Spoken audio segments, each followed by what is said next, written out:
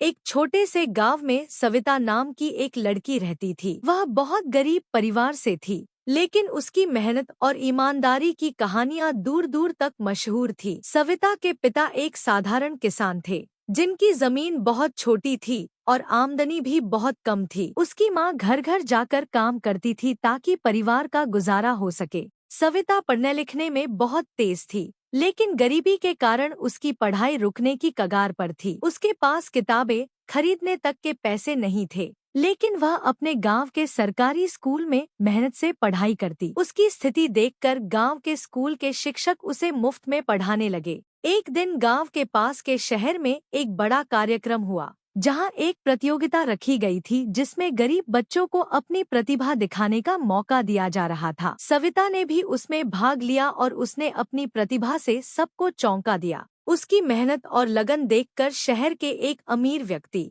जो वहां उपस्थित थे, ने सविता की मदद करने का फैसला किया। उन्होंने उसकी पूरी शिक्षा का खर्च उठाया और उसे शहर के एक बड़े स्कूल में दाखिला दिलाया। धीरे धीरे सविता ने उच्च शिक्षा प्राप्त की और बड़ी अफसर बन गई। वह अब अपने परिवार के साथ खुशहाल जीवन बिता रही थी और गांव के बच्चों के लिए एक प्रेरणा बन गई थी। उसने कभी भी अपने अतीत को नहीं भूला और हमेशा गरीब बच्चों की मदद करने का प्रयास करती रही। इस प्रकार सविता की मेहनत और किस्मत ने उसे गरीबी से निकालकर एक सफल और सम्मानित जीवन दिया। शिक्षा, मेहनत, लगन और अच्छे कर्म से भाग्य बदल सकता है।